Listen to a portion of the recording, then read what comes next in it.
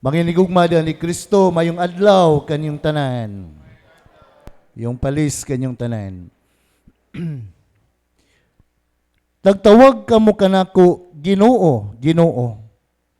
Apan wa mo magbuhat sa akong gisulti. Naigo bata wa mayong, no? Murag kita mismo ang giingnan ni Kristo. Sigig sangpit-sangpit, Ginoo, Ginoo tabangi ko. Ginoo, Ginoo, Ginoo ayuha ko. Apan wa ta magbuhat sa unsay gisulti, gisugo ni Kristo diha kanato. Magsuon ko na ni Kristo nganuman. Tungod kay kitang tao, una wa tay focus sa unsay gisulti ni Kristo kanato. Unya, ikaduha, pilian ta. Kanarang atong angayan nga isulti ni Kristo mo'y atong paminawon. Apan ang iyang mga pulong nga very demanding on our part, isip mga Kristiyanos, di ta layhan, di ta ganahan maminaw, mong atong i-ignore, di nato paminawon kay demanding pagayo sa atong kinabuhi. Maigsuon, di ba? Sa atong pagpaminaw sa pulong sa Dios, usahay di nato hatagag gibugaton sa atong kinabuhi, no? Bisan tingali kada adlaw ta simba, kada adlaw ta basag Biblia, pero kaning tanan ato lang palabyon diha sa atong kinabuhi. Bisan karon bitaw, no? Mangutana kun karon, unsa ka tutoy unang pagbasa? Kinsa gasuwat sa unang pagbasa? Wa na, di ba? Kinsa gasuwat sa ebanghelyo? Wa na pod. Unsa pa may atong mabuhat kun wa ta kibawg unsa gisulti ni Kristo nato, no? Muna usa na ka matawag na to, sinyas may songko na ni Kristo. Many times, we take for granted the words of God diha sa atong tagsa-tagsa kakinabuhi. Nata ninikalong kitawag na to crisis in listening, no? Crisis in listening. Mumaigsoon ko na ni Kristo, ang atong Ginoo nagpahinumdom jud kanato kanunay. Aron ta mahibaw, unya makabuhat ta sa iyang gipangsugo kanato, kinahanglan gyud ning gitawag nato og cardiac listening diha sa atong pagpaminaw sa iyang gisulti kanato. Cardiac, kasing-kasing, no? Kasing-kasing ang atong gamiton, maigsuon ko na ni Kristo, aron motuhop dinhi sa atong kinabuhi ang unsay gisulti ni Kristo, unsay iyang gisugo nato, unya eventually atong mabuhat ni diha sa atong tagsa-tagsa kakinabuhi. Mo hinungdan maigsuon ko na ni Kristo, no? Nga kung tama la ni ana ang atong pagpaminaw kining audio listening ra, no?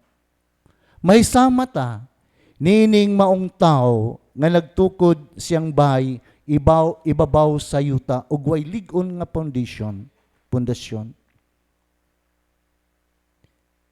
Sa mga panahon nga dunay moabot mga pagsulay sa atong kinabuhi, dali ra kaayutang ibanlas, dali ra kaayutang ianod, dali ra kitang mo-give up diya sa atong tagsa-tagsa kakinabuhi. Kung mo sinati ta og mga mapait nga kahimtang, masakit ta, maproblema ta, magantos ta, dali ra tang maluya diha sa atong kinabuhi.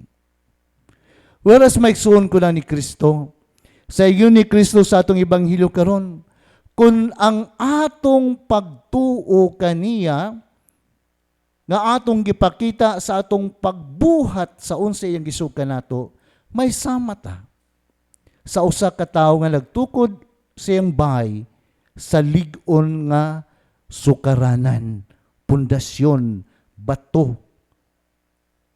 Nga bisag unsa kadako, kadaghan ang mga unos nga maabot sa tong kinabuhi, magpabiling magbarog, malig-ong magbarog, diya sa kinabuhi, gumikan kay lig-on man ang nahimong sukaranan diha sa atong kinabuhi. Ug kinsa maning lig-on nga sukaranan nga pwede natong mahimong pundasyon sa atong kinabuhi, way lain ang atong Ginoong Kristo. Pero mahimo lamang si Kristo nga atong strong foundation sa atong kinabuhi. Mao ito, kinahanglang maminaw ta siyang pulong unya atong buhaton ang unsay iyang gisugo kanato. Aron di ta ingnon niya sigig sa tawag-tawag, sig sangpit-sangpit, Ginoo, apan di man di ay mutuman, di man di ay mubuhat sa akong gisugo. Unsa may diferensya niyadtong tao, unsa may ang kuwang niyadtong tao nga nagtukod diha siyang foundasyon sa bunbon o sa yuta. Maigsoon ko na ni Kristo, una, kining maong tao nagpakasayon, no? Nagpakasayon lamang. Pagkakita niya, okay na, patag na ni. Di supos siya magbay. Wa siya mag-effort o kahit kub-kub. Hangtod nga moabot, makita niya nga bato na ni, ligo na ning pundasyon. Unsay nakita nga sayon ra, wa na siya gihimong effort, pagsiguro nga ligon kining iyang tukuran siyang bahay. Nga makaingon ta nga ikaduha, wa siya foresight, no? Wa siya panglantaw. Kato siya nindot kanunay ang panahon. Nakalimot siya nga maabot ang panahon nga dunay bagyo, dunay linog, dunay baha. Wa siya panglantaw sa unahan. Ang unsay gitan-aw ang diha rang sitwasyon. Mao ni kuwang nining maong tao nga nagtukod siyang balay diha sa usa ka yuta ubas lamang. Mao po ni mga tao may sungkulan ni Kristo nga sige ingon Ginoo, Ginoo, Ginoo. Unya wa magbuhat siyang gisulti. Nganuman kay lisod man pag-ayong buhaton, lisod man ang gisugo ni Kristo, lisod man ang tahas nga gihatag ni Kristo sa usa ka tinuod nga iyang sumusunod, di ba? Nining nang labay nga mga adlaw mo ni mga demand sa Ginoo, kung mahimo ka, kung buot kang mahimong akong tinulan, kalimti ang imong kaugalingon, dumti ang imong amahan inahan, kalimti ang imong kaugalingon, pasan ang imong krus, sunod ka nako. Sunod ka nako. Gahapon, mingon na pod siya, kung buot kang mahimong akong tinulan, higugmaa ang imong kaaway. Laliman ka ng mga demands ni Kristo. Kinsa ganahan mo buhat, ana? Di ta ganahan mo buhat. Kay lisod pag-ayong pagabuhaton diya sa atong kinabuhi.